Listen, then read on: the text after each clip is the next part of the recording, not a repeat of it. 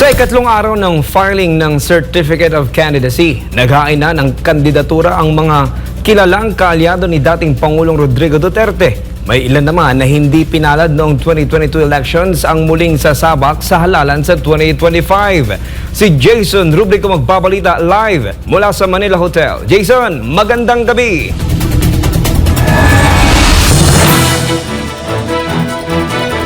Magandang gabi. Ilang elections na nga ang naghain ng kanilang Certificate of Candidacy. Kasama na ang kabilang sa senatorial slate ng Partido Demokratiko Pilipino na sina Senator Bongo at Senator Bato de la Rosa. Samantala, sa kabila ng iniindang sakit, kasado na ang desisyon ni Dr. Willie Ong na tumakbo sa pagkasenadora. Emosyonal na humarap sa media ang asawa ni Dr. Willie Ong na si Dr. Liza kasunod ng paghahain niya ng Certificate of Candidacy ni Dr. Willie para sa pagkasenador. Andito po ako para ang may bahay ni Doc Willie Ong para i-represent siya for senator. Maraming salamat po sa lahat ng nagdasal for Doc Willie Ong. Thank you po. Kasalukuyang nasa Singapore ngayon ang tinaguriang doktor ng bayan para ipagamot ang kanyang cancer. Ayon sa kanyang legal counsel, babalik sa Pilipinas si Dr. Willie para personal na mangampanya sa kabila ng kanyang iniindang sakit.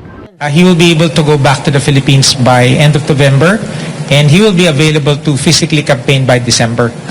He was told by his doctor that although his condition is of course nothing to sniffle at, it is treatable and he's undergoing treatment right now, and he plans to go back to do a, of course, limited physical campaign by probably December, January, and then by February he will go on the areas which we feel that he will need to be physically present. Alam niya mabigat ito, but this is going to be a faith-based campaign.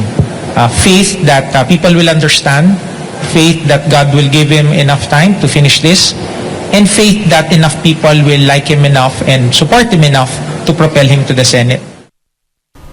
Sabay namang naghain ng kandidatura ang mga kaalyado ni dating Pangulong Rodrigo Duterte, re-electionists sina Senator Bongo at Senator Bato de la Rosa, habang sasabak sa unang pagkakataon sa senatorial race ang aktor na si Philip Salvador sa ilalim ng Partido Demokratiko Pilipino.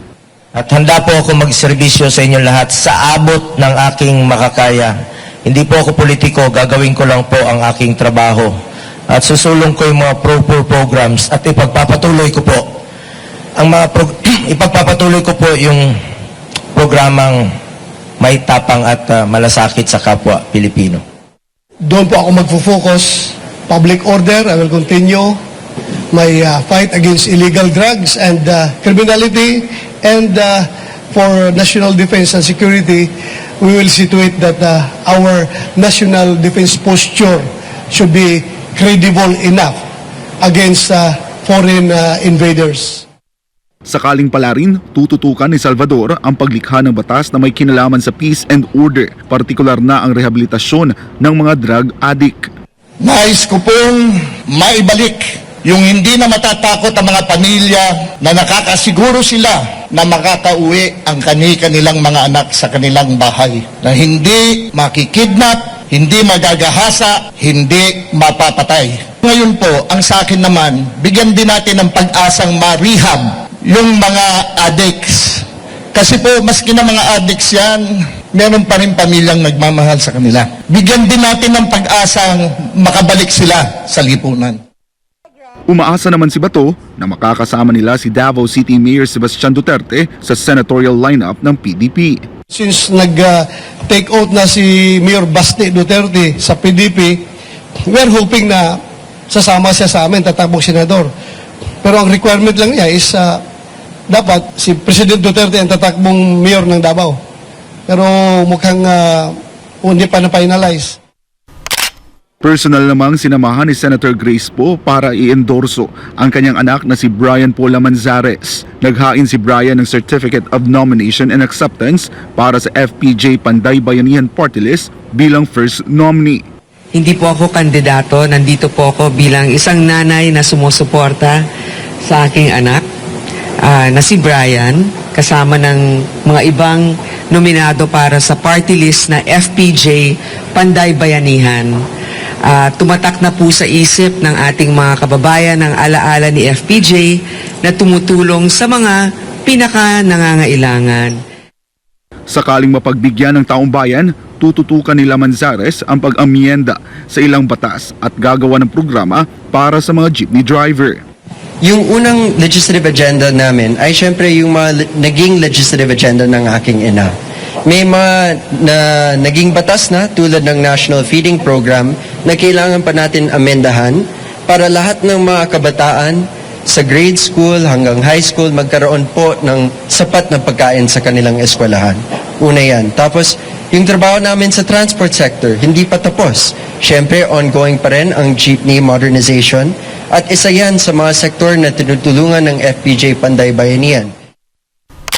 Nag-file naman ng Certificate of Nomination at Acceptance ang content creator at talent manager na si Wilbert Tolentino bilang first nominee ng Ahon Mahirap Party List. Kasama niya si Pateros Mayor Ike Ponce bilang second nominee na nasa huling termino na niya bilang alkalde. Ang Ahon Mahirap ay may transparency bilang isang social media influencer. So gagamitin ko yung social media platform ko para i-vlog lahat ng proyekto sa lahat ng mga taong nagbayad ng buwis para alam po nila kung saan narating at gagamitin ko to sa maayos at mailatag para makita ng tao ang proyekto na achieve po ng Ahon Mahirap. Nung itayo itong grupo ng Ahon Mahirap, ay naniwala po ako sa kanilang advokasya na talagang ang tanging layunin po natin ay makatulong sa mga mahihirap. Kaya tayo po, one thing led to another, tayo po ay napasama sa grupong ito. Tinataguyod po natin ang advokasya ng Ahon Mahirap at siguro secondary na lang po kung tayo ay papalarin at mauupong bilang congressman ng mahihirap na mga kababayan po natin sa ating House of Representatives. May ilan naman na hindi pinala doong nakaraang 2022 elections ang susubok muli ngayong halalan sa 2025. Ang dating kumandidato sa pagkasenador na si Dr. Mingita Padilla susubukan ang kapalaran bilang second nominee ng Barangay Health and Wellness Party List na nagnanais na muling makakuha ng pwesto sa House of Representatives. Ngayon, it's a chance to continue aking mga advocacies from a point of legislation. Mas marami kong magagawa. Alam mo rin ninyo, PhilHealth has also been one of my advocacies. Reforming PhilHealth. Maingay ho ako ngayon, di ba? Alam naman ho niyo yun, no?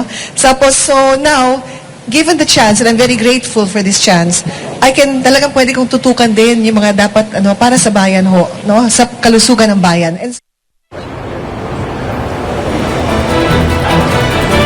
Samantala sa kabuuan, meron ng 39 na senatorial aspirants habang 34 naman ang naghain ng Certificate of Nomination and Acceptance para sa party list. So far, walang naitala na anumang insidente ng karahasan o gulo ang COMELEC sa ikatlong araw ng paghain ng Certificate of Candidacy.